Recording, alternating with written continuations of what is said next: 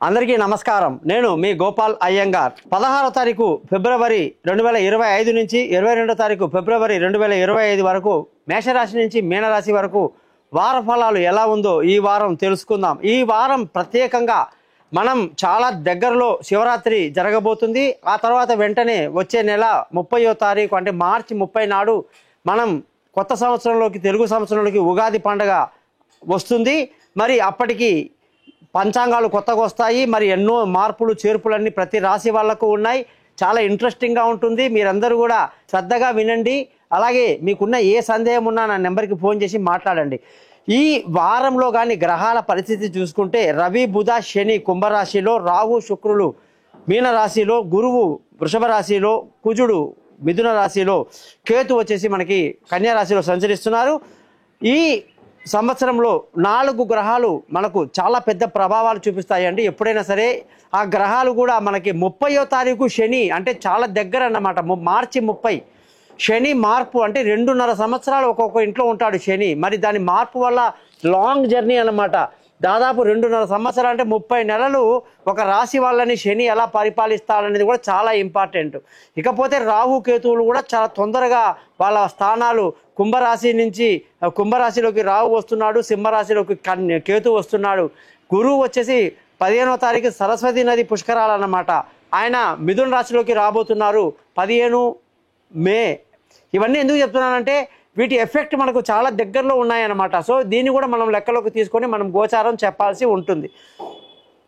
ఈ వారంలో మనం ప్రత్యేకంగా గమనిస్తే మనకి అష్టా నక్షత్రం నుంచి జ్యేష్ఠ నక్షత్రం వరకు, చవితి తిథి నుంచి నవమి తిథి వరకు, అలాగే ఈ వారంలో అన్ని రాసుల వారికి కూడా శని ప్రభావం గురించి కాసేపు ముందుగా మనం తెలుసుకున్న తర్వాత వారఫలంలోకి వెళ్దాం. అలాగే ఈ ఏలినాటి శని ఎవరికి వస్తుంది అని ఆలోచిస్తే మేషరాశి వాళ్ళకు వస్తుంది. ముందుగా మనం చెప్పేదే మేషరాశి కాబట్టి 30వ తారీఖు మార్చి నాడు మేషరాశి వాళ్లకు ఏలినాటి శని వస్తుంది. కాబట్టి దాని ప్రభావం చాలా దగ్గరలో ఉంది. జస్ట్ 1.5 మంతే టైం, అంతకంటే ఎక్కువ లేదు. కాబట్టి దాన్ని కూడా మనం పరిగణలోకి తీసుకోవాల్సి ఉంటుంది. అలాగే శని ప్రభావం ఎలా ఉంటుంది అని ఆలోచిస్తే ఒక్కొక్క రాశి మీద తీవ్ర ప్రభావం ఉంటుంది. ముఖ్యంగా మేషరాశి మీద తీవ్రంగా ఉంటుంది, మిథున రాశి మీద కూడా కొంచెం ఎక్కువగానే ఉంటుంది, సింహరాశి మీద చాలా ఎక్కువ ప్రభావం ఉంటుంది, అలాగే కన్యారాశికి కూడా కాస్త ప్రభావం ఎక్కువగానే ఉంటుంది, వృశ్చిక రాశి వాళ్ళకి చాలా తీవ్రంగా ఉంటుంది.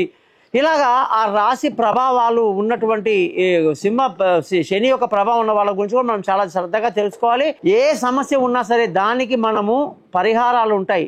ఆ మంత్రాలు, ఆ రాళ్ళు, ఆ ఏదైతే రత్నాలు ఉంటాయో అవి ధరించడం వల్ల అన్ని సమస్యల నుంచి మనం బయటపడతాము. సమస్య పెట్టుకొని బాధపడడం కన్నా ఆ సమస్యని ఎలా అధిగమించాలి అని చెప్పి ఆలోచించే వాళ్ళే తెలివైన జాతకులు, మంచి జాతకులు అవుతారన్నమాట.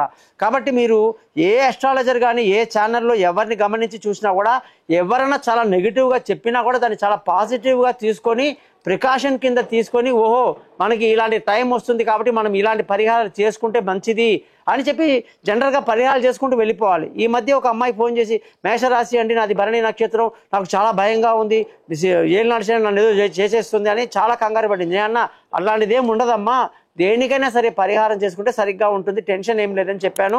కాబట్టి అన్ని వివరాలు మీకు వచ్చే సంచికలు తెలియజేస్తాను.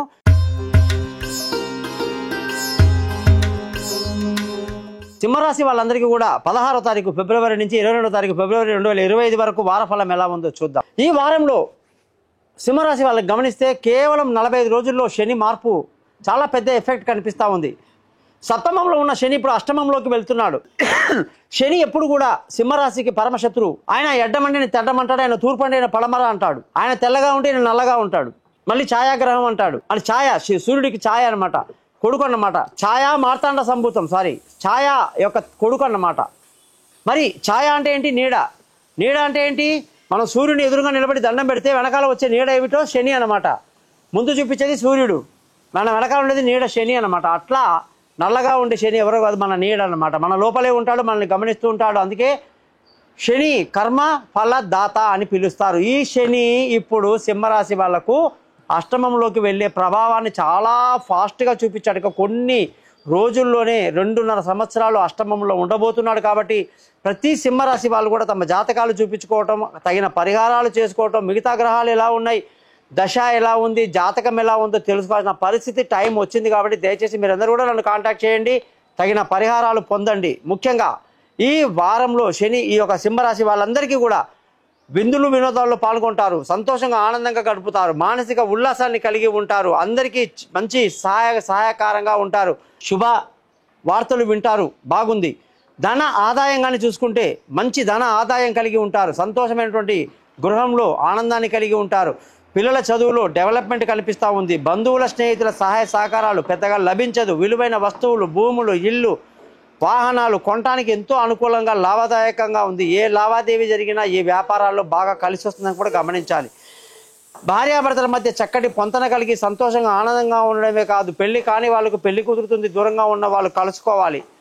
ఎప్పుడైతే ఏళ్ళనాటి శని, ఎప్పుడు అష్టమ శని మొదలవుతుందో అప్పుడు వివాహాలు ఎక్కడిదక్కడ ఆగిపోతాయి. కాబట్టి సింహరాశి వాళ్ళు 30వ తారీఖు మార్చి లోపల పెళ్లిళ్ళు కుదుర్చుకోవటం మంచిది, భార్యాభర్తల్ని కలుసుకోవటం మంచిది, పార్ట్నర్షిప్ కూడా అంతవరకే బాగుంది, తర్వాత ఇబ్బందికరమైన పరిస్థితులు వస్తాయని చెప్పేసి ఈ రాశి వాళ్ళకి మనం చెప్పడం జరిగింది. సింహరాశి వాళ్ళందరినీ కానీ గమనిస్తే మనకి ఈ వారంలో ఆరోగ్యపరమైన విషయాలు శ్రద్ధ తీసుకుంటూ ఉండాలి, శత్రువుల మీద కన్నేసి ఉంచాలి, రుణ ఒత్తిడి నుంచి బయటపడడానికి ప్రయత్నం చేస్తూ ఉండాలి.